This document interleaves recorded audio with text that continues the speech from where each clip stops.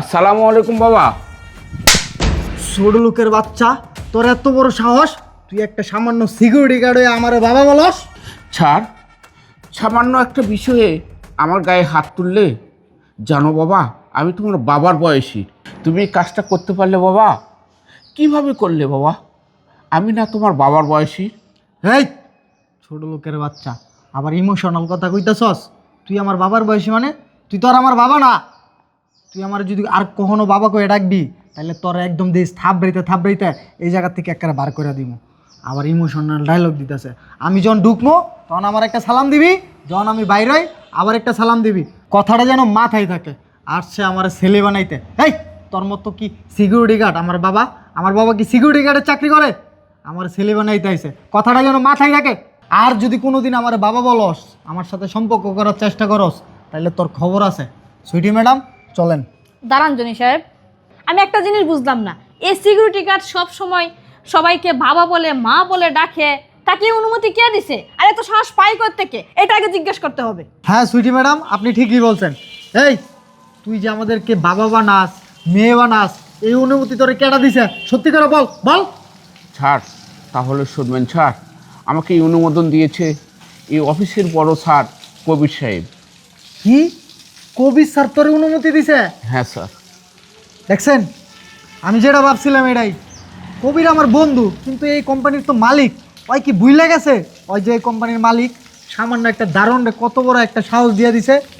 কবিরের সম্পর্ক করব ভালো কথা, কিন্তু কবির আমাদেরকে এখানে জড়াই কেন? আমি তো এটা বুঝতে পাইতাছি না। ঠিক আছে, কোনো সমস্যা নাই, কবিরের লগে আমি একটা বোঝাপড়া করে নিব। চলেন। সালামু আলাইকুম স্যার। ওয়ালাইকুম আসসালাম। কাকা, আমি আপনাকে কতদিন বলছি আপনি আমাকে স্যার বলে ডাকবেন না। আমি আপনার ছেলের বয়সী, আমি আপনাকে বাবার চোখে দেখি। আপনি আমাকে নাম ধরে ডাকবেন অথবা বাবা বলে ডাকবেন। আর এতক্ষণ এখানে যা ঘটছে সবটাই আমি নিজের চোখে দেখছি।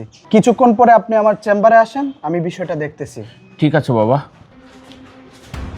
কবির বন্ধু, এই যে প্রজেক্টটা কমপ্লিট হয়ে গেছে, একটা সিগনেচার করে দে। কিরে কবির, তুই আমার থাপ্পড় মারলি? কিরে কবির, তুই আমার একের পর এক থাপ্পড় মেরেই যাচ্ছিস, কিন্তু কেন? আমি তো কিছুই বুঝতেছি না। হেই বেটা, তুই এটা কি শুরু করছস? আমি না তোর বন্ধু, তুই একের পর আমার এক মাইরে যেতেছস। আসলে ঘটনাটা কি এটা আমরা তো কবি। এইটা কি? এটা অফিস। জনি সাহেব, এখন আমরা কোথায় আছি? কেন? আমরা তো অফিসে আছি। এই অফিসে আপনার পদবি কি? এই অফিসে আমার পদবি, আমি ম্যানেজার। ও আচ্ছা, আপনি ম্যানেজার। তাহলে আমার পদবি কি? কে? তুই অফিসের মালিক। কিরে বন্ধু, তুই একের পর এক আমার মাইরে যাইতাছস। তুই আসলে ঘটনাটা কি এটা আমার ক, তারপরে তুই আমার মার কাট যাই করস কর, আমার কোনো সমস্যা নাই। ও আচ্ছা, তুই জানতে চাইতেছস কেন আমি তোরে মারতেছি? শুন তাহলে, তুই হচ্ছিস এই অফিসের সামান্য একজন কর্মচারী, আর আমি হলাম এই অফিসের মালিক। তোর এত বড় সাহস হয় কি করে তুই আমাকে নাম ধরে ডাকিস, তুই তার করে বলিস? বন্ধু, তুই এটা কি কইলি? আমার নিজের কানে আমি কি শুনলাম এটা? তুই আমার এত বড় কথাটা কইতে পারলি? তুই মালিক আর আমি সামান্য একজন স্টাফ। কেন আমি এই অফিসে চাকরি নেওয়ার পরে তুই কইছস না আমারে যে আমি তোর নাম ধরে ডাকতাম? তোর আর আমার সম্পর্কটা বন্ধুর মতোই থাকবো, যতই তুই মালিক হস আর যতই আমি কর্মচারী হই। আর সেই আজকে তুই আমার এই কথাটা কয়ে ফেললাইলি, আমি জীবনেও ভাবতে পারি নাই তুই আমার এই কথাটা কবি। কিন্তু এই কথাটা কোয়ার মানেটা কি তুই আমাকে একটু বুঝিয়ে বল। এই কথাটা আজকে এতদিন পরে কেন বললি? ও আচ্ছা, তোরে আমি এই কথাটা কেন বললাম আর তোর গায়ে কেন হাত তুললাম এটাই তো জানতে চাইতেছিস, তাই তো?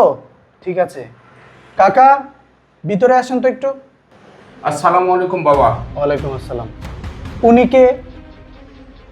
উনি হচ্ছে আমাদের এই গেটের দারোয়ান। উনি আমাকে কি বলে ডাকে? কেন স্যার বাবা বলে ডাকে? বাবা বলে ডাকে, তাই তো? ঠিক আছে। এই সুইটি ম্যাডাম, আমার রুমে আসেন এখন। আসসালামু আলাইকুম স্যার। স্যার ওয়ালাইকুম আমাকে আসসালাম। ইমার্জেন্সি ডাকলেন? হ্যাঁ, আপনাকে ইমার্জেন্সি ডাকছি। ওনাকে কি আপনি চিনেন? উনি কে? হ্যাঁ স্যার, ওনাকে তো চিনি। আমি এই কোম্পানিতে চাকরি নেওয়ার পর থেকে দেখতেছি উনি সিকিউরিটির দায়িত্ব পালন করতেছে। ও আচ্ছা, তাহলে আপনিও ওনাকে চিনেন। আচ্ছা বলেন তো, উনি আমাকে কি বলে ডাকে? কি বলে ডাকে স্যার? স্যার আপনাকে শুনছি মাঝে মাঝে বাবা বলে ডাকে। ও আচ্ছা, তাহলে আপনিও জানেন উনি আমাকে মাঝে মাঝে বাবা বলে ডাকে। জনি সাহেব, আপনি কিছুক্ষণ আগে জিজ্ঞেস করতেছিলেন না আমি আপনার গায়ে কেন বারবার হাত তুলতেছিলাম? আর আপনি এটাও বলতেছিলেন আমি আপনার বন্ধু হওয়ার পরেও আপনার গায়ে কেন হাত তুলতেছি, এটাই তো জানতে চাচ্ছিলেন, তাই তো? শুনেন, আপনার গায়ে আমি হাত তুললাম, আপনার গায়ে লেগে গেছে। উনি তো আমার বাবা, আমার বাবার গায়ে যখন হাত দিছেন তখন আমার কেমন লাগছিল, যদিও বা উনি আমাকে জন্ম দেন নাই। তবে আপনি যেমন আমার বন্ধু, আপনাকে আমি বলছিলাম যে অফিসে আমাকে নাম ধরে ডাকতে, তুই তার করে বলতে, ঠিক তেমনইভাবে আমি আমার বাবাকে বলছিলাম আমাকে সহ যাতে অফিসের প্রত্যেকটা স্টাফকে বাবা বলে সম্বোধন করে। এই বাবা বলে ডাকাতে আপনি আমার বাবার গায়ে হাত তুলছেন, এটা জানার পরেও যে আমি তাকে অনুমতি দিছি। আপনার এত বড় সাহস হয় কি করে ওনার গায়ে হাত তোলার? আসলে স্যার, আমি বিষয়টা বুঝতে পারি নাই। আমি অনেক বড় একটা ভুল করে লাইছি। উনি আমার বাবার বয়সী, তারপরও আমি ওনার সাথে অনেক খারাপ ব্যবহার করছি। আসলে আপনি আমার মাফ করে দেন, আমি তো আপনার ছেলের মতো। আমি যে অন্যায় করছি এই অন্যায়ের ক্ষমা হয় না।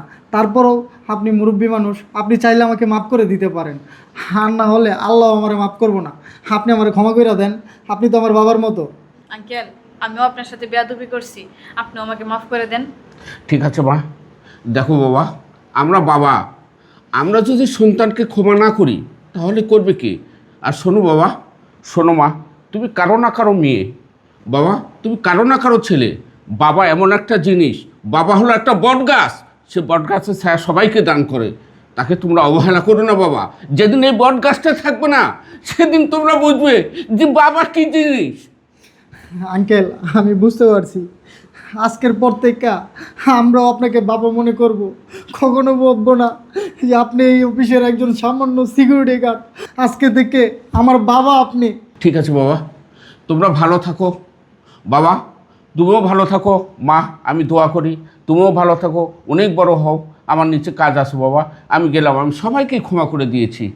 ঠিক আছে আঙ্কেল। ঠিক আছে স্যার, আসি। সালামু আলাইকুম। স্যার, আপনি আমার চোখ খুলে দিয়েছেন। আসলে আমি ওনার সাথে অনেক বড় একটা অন্যায় করছি, তার জন্য ওনার কাছে আমি মাপ চাইছি। আপনি আমাকে মাফ করে দেন।